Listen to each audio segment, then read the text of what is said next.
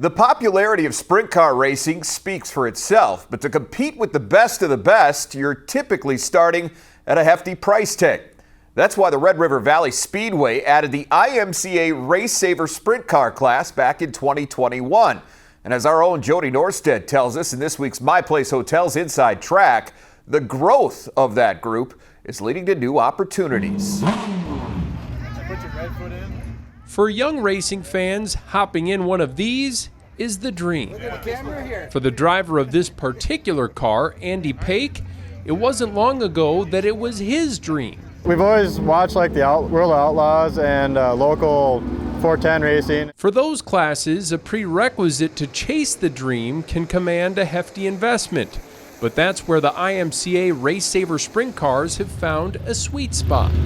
When the IMCA sprint cars came to Fargo, it was a great stepping stone to get into the sprint car world, and they're a blast to drive, and I hope I can keep driving them. Much like its name indicates, the RaceSaver Sprint Car Series is a more affordable option of sprint car racing, and one that helps prevent money from buying a significant advantage.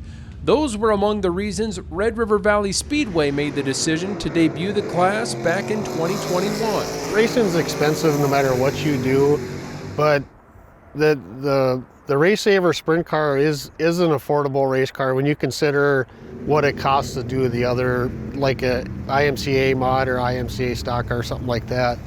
So the affordability is there. Now your weekly expenses don't really change running it. Yeah, they're a lot more reasonable. You can have a good competitive car for a lot less, and they're still a blast to drive. And the competitives, it's really evenly. I'd say the cars are pretty even for the most part. And like any new venture, the growth of the class has taken time. After just a handful of cars for the first season, the class more than doubled to 10 in its second year, with Paik being one of those new additions. We didn't race the first year, but after kind of seeing them race and seeing them go around the track, we kind of figured we'd try it, and it's been fun so far. So. Detroit Lakes' Ty Wilkie is one of the originals to join the division. A rising star in the Legends class, he was hunting for more horsepower when the RaceSaver rumblings first began.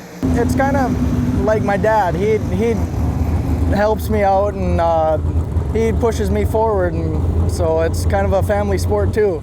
In an attempt to both capitalize on the climbing numbers and provide a boost, track promoters Nick Skalicki and Jake Bitker, along with Mike Speaker, came up with a traveling series this summer dubbed the Superior Customs IMCA Red River Sprint Series. 16 races featuring 6 different tracks, all within a 75-mile radius of West Fargo. I'm excited to go to tracks that I watched at, or I grew up watching at. And Jamestown is probably one of my favorite tracks around. I love the banking. I mean, everything about the facility is pretty cool. I'll be happy to run there. And then Lisbon, that's another good track too. It's a little bit narrower than Jamestown, but it should be pretty fun. And then bringing them to neutral ground, because a lot of them haven't got the race at these other tracks, like when they go to Lisbon and they go to Jamestown. A few of them are raced in Glendon, which they'll be going there too. They've ran with the NOSA group when they've come, but a core of them have not raced there. So it'll be pretty interesting to see what kind of numbers they get. The tour comes with perks. In addition to the $500 to win, there's a $100 cash hard charger award.